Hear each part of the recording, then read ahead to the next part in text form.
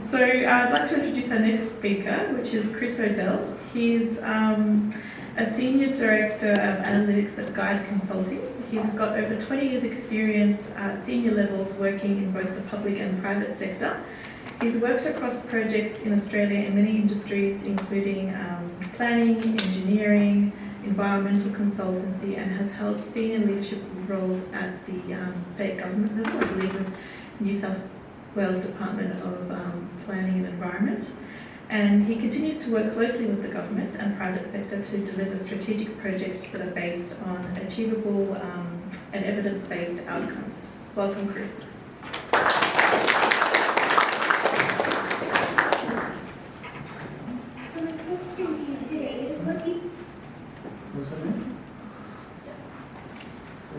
Cool. Thank you.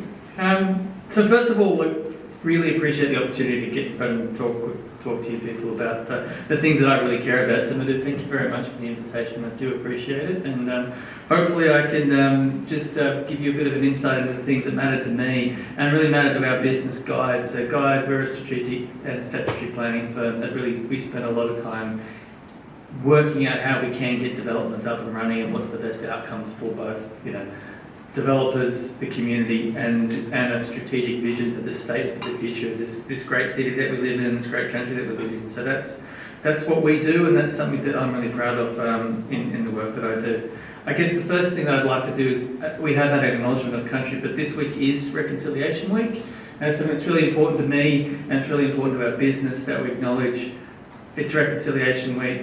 This country definitely has multiple stories and multiple histories. In the past, we've probably only heard one version of our history, and I feel like as part of reconciliation, we're starting to hear more stories about what the history of this country is and how far back that history goes.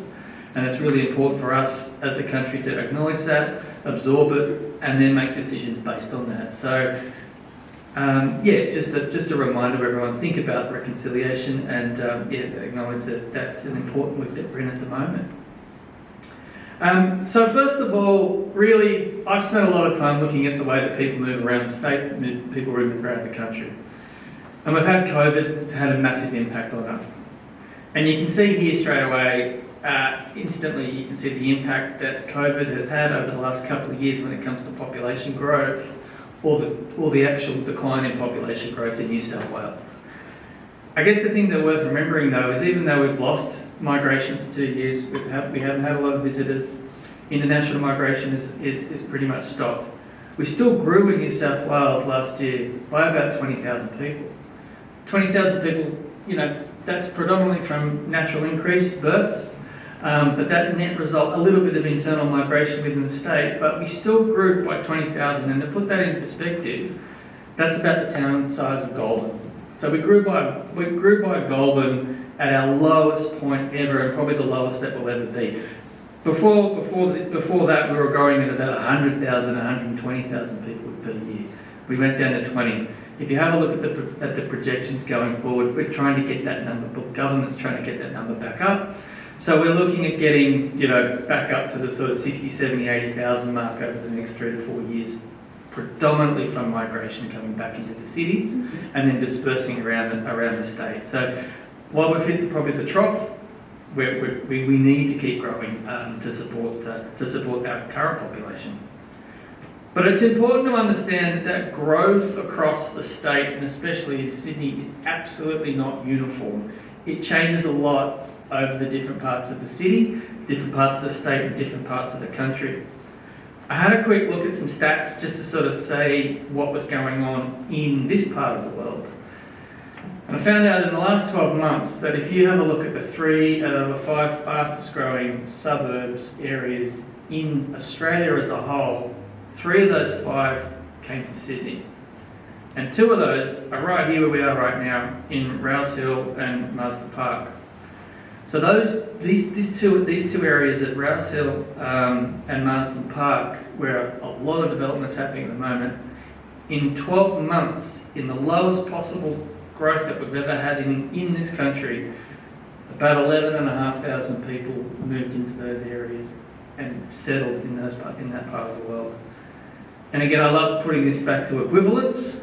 That's the equivalent of a town the size of Parkes in 12 months at the slowest that this country and state's ever seen. That's phenomenal growth, and that is something that we probably haven't seen in this state before. It's a huge amount of people when you think about that 11,500. So, like I said, the growth isn't uniform, and this is where it's happening at the moment. And then you can also see down in the southwest, around Camden, again, where there's a lot of real estate development, a lot of greenfield development. They've also had a huge increase of about 5,300 people. So as I said, growth over Sydney isn't uniform, and you can see here where the growth is happening. So according to the kind of government regions that we operate in, and this is a bureaucratic thing, but this is how I see things. Sydney's divided up into sort of these five parts: south, north, central, west, and eastern. For context, we're sitting in central Sydney. East is sort of self-explanatory around the harbour. North is around the northern parts of Sydney. South is south, and then the west is the rest. But as you can see here, when we what I'm looking at here is housing completions over a period of from 12-13 up to 2021. And you can see that the proportional growth really, it's not even across the city. And right now we're seeing the central part of Sydney, which is where we are now, which includes Parramatta, the Hills District, and a little bit of Blacktown. You can see that proportion that it's contributing to the overall supply in Sydney. It's increasing its proportion, and it's the only one of those parts of Sydney that are actually increasing, predominantly driven by the greenfield developments that we see. Compare that to the east of Sydney, where you've got no greenfield activity, apartment activity that's slowed down considerably. What we're seeing in eastern is the actual number of completions dropping quite considerably. So again, that reinforces the idea of how significant the housing contribution to Sydney, this part of the world, has had over the last couple of years especially. And so reflecting that, if I break that development up into the sort of three categories of infill development, northwest development and southwest development, greenfield, and infill, you can really see that drop of infill development happening across Sydney quite considerably. And at the same time, you see that greenfield stuff starting to go up. So north and southwest are going up. But you can see on this chart here that the northwest part of Sydney really has had a massive increase over the last couple of years on the back of this greenfield development wave. And I think I've just found out who's responsible for, 25% of it? You're all in this room, so well done, guys. So what I did was I broke down how to look at both the north and southwest sectors to see how that activity is happening at the moment in terms of lot sales. And again, you can see, let's have a look at the first part, the northwest. Sales peaked in June 2021, from a fairly low base in 2019, and that is driven by sites like Marsden Park and Riverston and Rouse Hill. It's greenfield development. But since that peak in sort of June 2021, there has been a bit of a downturn in sales, and we're seeing now that sales are around about, and this data goes to about December. The end of December last year, so I'm still waiting for another quarter's of data. But we're looking at sales halving from the peak that they were at. So we're now averaging about 367 sales per quarter. So it's heading down, and I think that we kind of have to, right? Because we were at this massive peak, and when you hit the peak, you've got to come down off. So that's what we're seeing, and the same thing's playing out in the southwest. So again, in the southwest, sales peaked in 2021, and they've had a 60% drop in the last in a quarter, or in about a year. So there has been a significant drop in that greenfield development in the last 6 months, and I'm guessing when the data starts coming out over the next 6 months, you'll see that probably heading south or plateauing a little bit, but it's a bit of a wait and see. So that's the greenfield market. This is the Sydney market, and this is the Sydney market in terms of how many homes we're delivering. Now, Sydney needs, back in 2016, the government set a target that said we needed about 725,000 new homes built between 2016 and 2036, which averages out to be about 36,250 each year. So when I look at data at the Sydney level, if we're meeting demand, we've got to be above 36,000. We've only managed to achieve that twice in Sydney, and that was back in 1718 and 1819, but we topped out at 42,000 houses per year. So all that great planning that we're doing, that enormous investment, all that activity that was happening in Sydney, the apartment boom that we saw, all that work got us to just above the target that we need to sustain for the next 20 odd years to make sure that our supply meets the demand.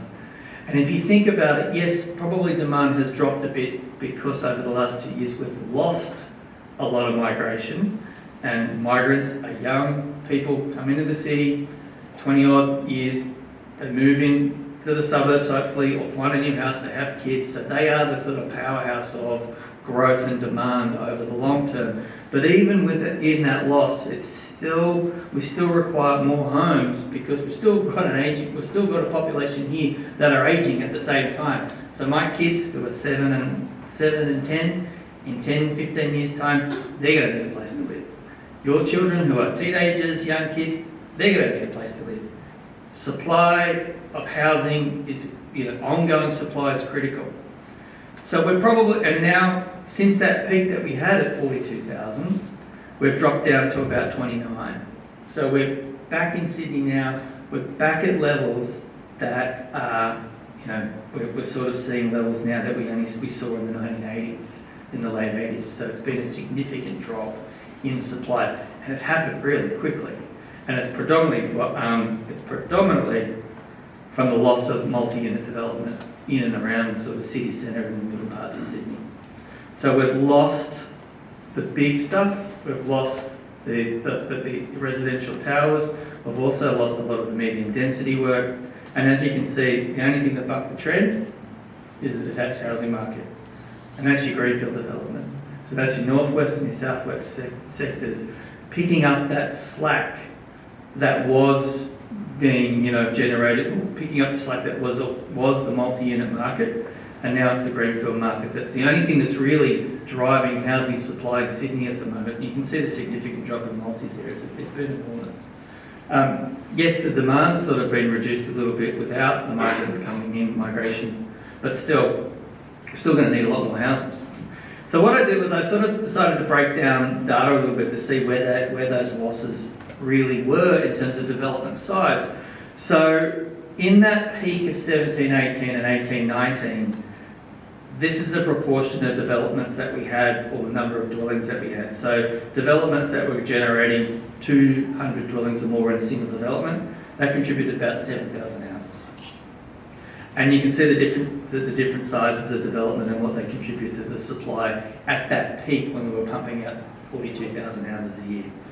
And detached housing was still the winner, and it was pumping out about just over 12,000 houses. If you fast forward now to the last financial year and see where those development sizes are, you see a pretty big drop. So developments of 100 to 200 dwellings dropped by 52%, 51 to 100 dropped to 47%, and the missing middle, the medium density housing, even though we weren't building a lot of it during the peak, they've dropped considerably now, so they've dropped by 38 to 22%. So we're not building higher densities at the moment, there's not many of those, and we're definitely not building any medium density development, which I think is a real loss of a really critical kind of segment of a housing supply that Sydney's just not doing well, and historically we haven't done well, even when we were at the peak of where we were back in 1718, 1819. But then you have a look at our old friends detached housing and you can see they went up by 2%. So again, picked up a bit of the slack, and that's where the demand's been and that's where the supply's been.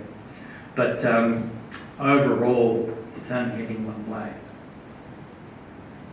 So if I have a look at approvals, so this is the dwelling approvals.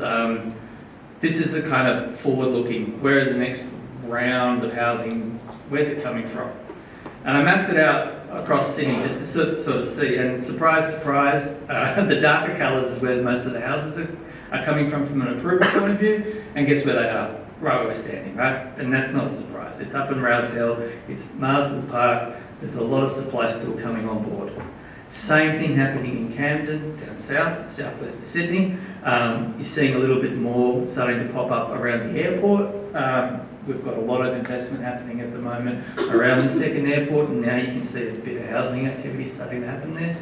I imagine that that's going to really start to kick off over the next 5 to 10 years on the back of some pretty serious government investment. The one thing that concerns me about this though isn't so much the dark colours, it's the light colours. Where aren't we building houses? Where's that pipeline not coming? And you can see pretty clearly that the eastern seaboard, there's just not a lot happening there. So over the course of the year, there's only been between 0 and 200 approved dwellings in that lighter colour areas across Sydney.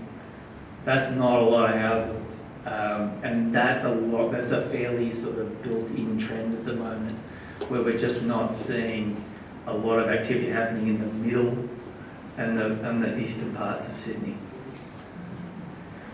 So if you have a look at that over the long run, and like I said earlier, if you take the target the government's aiming for, which is based on a demand model of 725,000 houses over the next to 2036. If you have a look at the completions that we've built, so the red is what we've done, you can see that we managed to kind of just tip over on that sort of oversupply calculation. So we built a little bit more than we needed.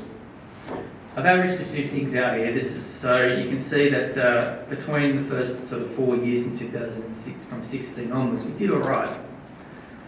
But if we continue to build 29,000 on average homes per year, and we track that over the next 10 to 15 years, which if you have a look at government forecasting data, they say over the next 5 years, Sydney's only going to build about 29,000 houses. So this is not a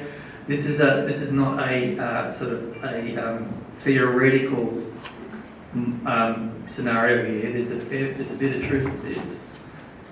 We could potentially end up with close to 100,000 houses under supply by 2036. That's a significant amount of homes. Now I've taken at 2016-17 that we had a balanced market. But actually, even based on government analysis, at 2016 in the New South Wales Intergenerational Report, they said that we're already at an undersupply of 100,000 houses. So we only probably chipped away at about 10,000 of that undersupply. And I think one of the reasons why, and this is a personal opinion of mine, is that one of the reasons why we had such a run over the last couple of years on housing was that we had this unmet undersupply or unmet demand of people who wanted to get into the housing market and didn't have an opportunity. And they saw that opportunity over the last couple of years. And I don't know if you all remember the commentary at the beginning of COVID was that everyone was going to stay still, not invest in housing, not do anything, just we're all going to get a little bit scared and sort of retreat. And from a housing point of view, it was the exact opposite. It was an absolute run, and I think we're all probably aware of that because the prices reflected it. But I'm sort of the opinion that some of that run was this unmet demand that we had. Migrants came out of the equation. Our domestic market had a little bit of extra savings in their pocket because they didn't go on their holidays because they were stuck in, and so there was an opportunity to kind of invest in housing. And that's I think that's one of the components of why we had such a run on housing over the last couple of years. So one other thing that I looked at really carefully was what looks good in Sydney in terms of delivering the homes that we actually need. And so in those 2 years where we met the demand, we built 84,600 houses in a 2-year period. It's a lot of homes, but they're the homes that we need.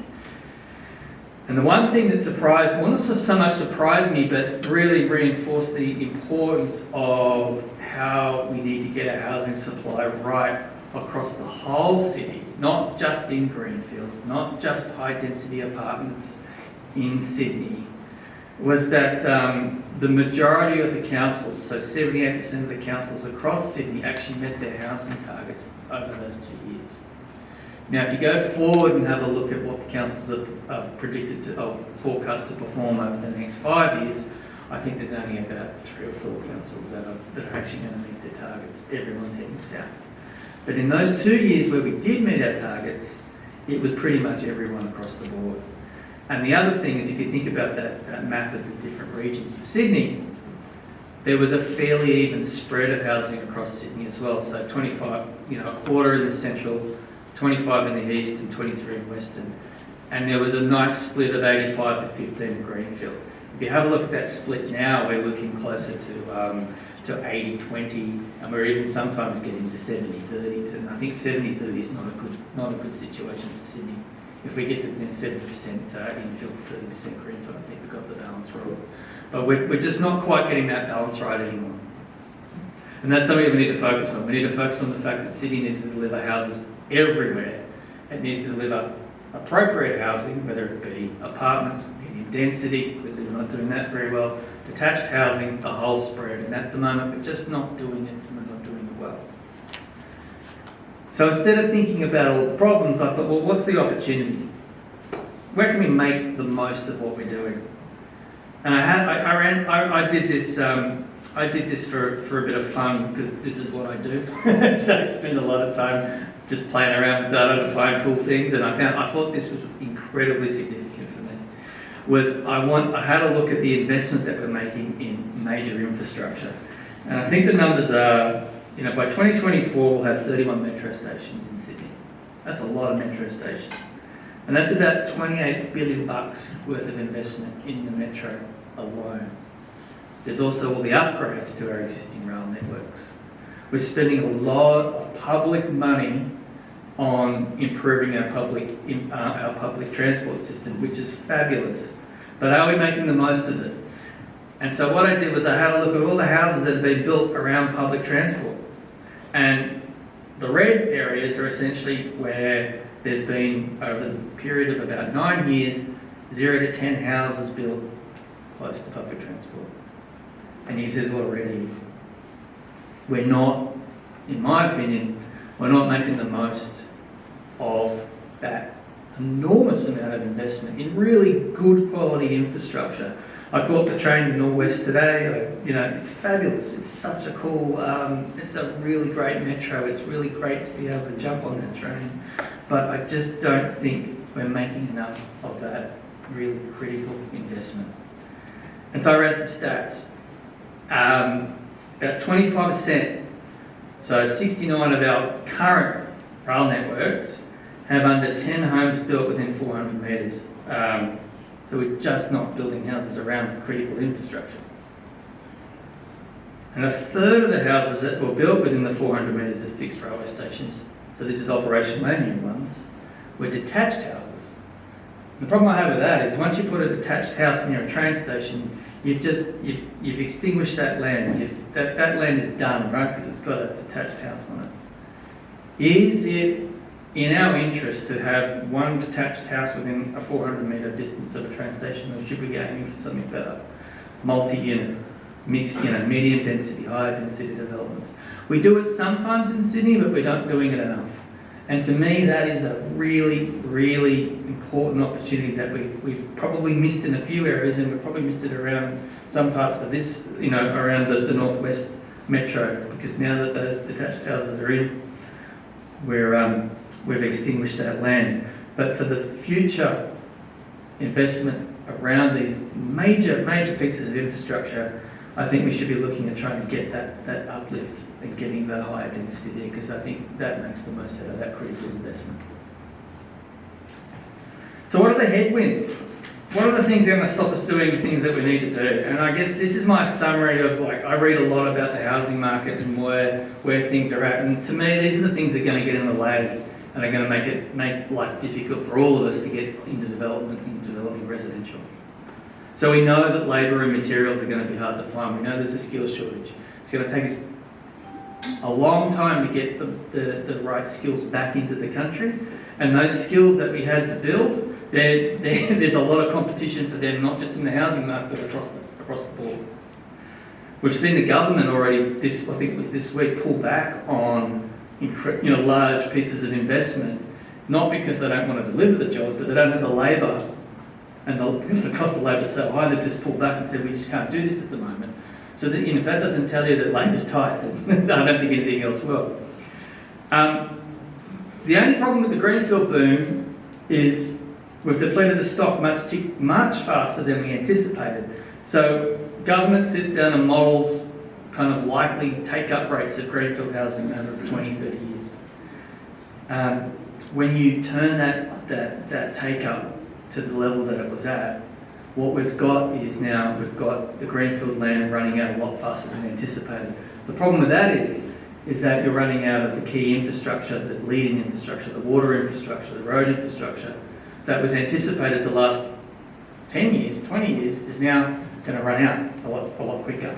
So we need to either adapt the infrastructure planning and get those pipes down faster, and this is especially a big problem in the southwest where they don't have the infrastructure.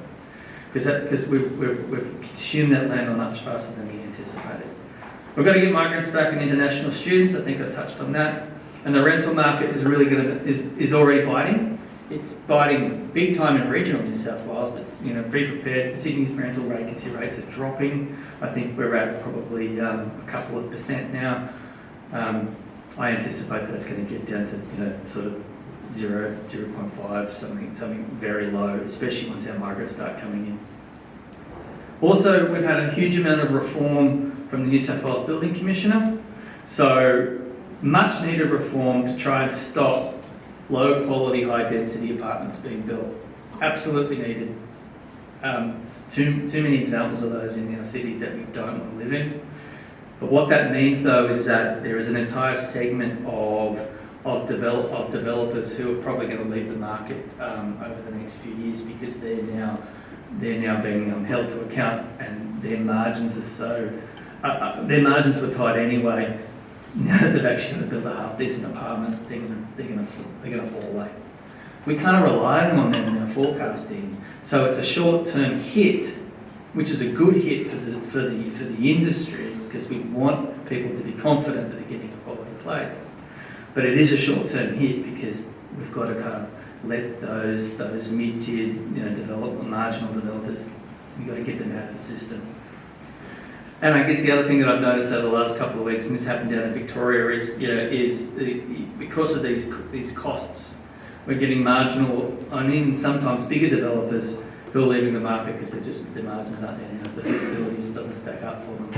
So we might start to see a fair bit of people coming, getting out of the property development sector.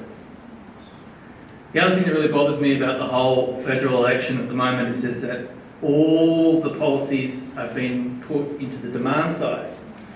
First home buyer grants, the super policy.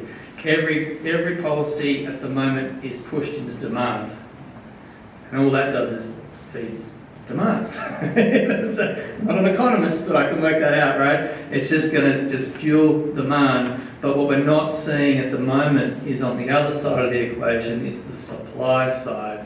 So where's the supply coming from to meet that demand? If you're pumping money and encouraging people to buy a house, you've got to have the house for them to buy. And I'm not seeing that happening as much as it probably needs to. The last one is we've all sort of witnessed this migration of people outside of Sydney into regional areas. Regional areas have taken a massive hit. Their residential markets weren't equipped or ready for 10 people to move in, let alone 500 people to move in. I had a colleague of mine who went down to Wagga to live. She moved down to Wagga.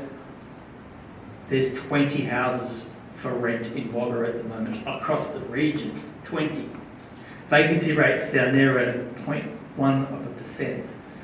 And that's playing out across all of regional New South Wales. Two things that are going to happen, right? First is regional adapt. They turn the supply on and they kind of get those people in. That's really challenging because that's got to happen very quickly. Or people get a bit over it and then just come back to what they're used to, which is moving to the capital cities.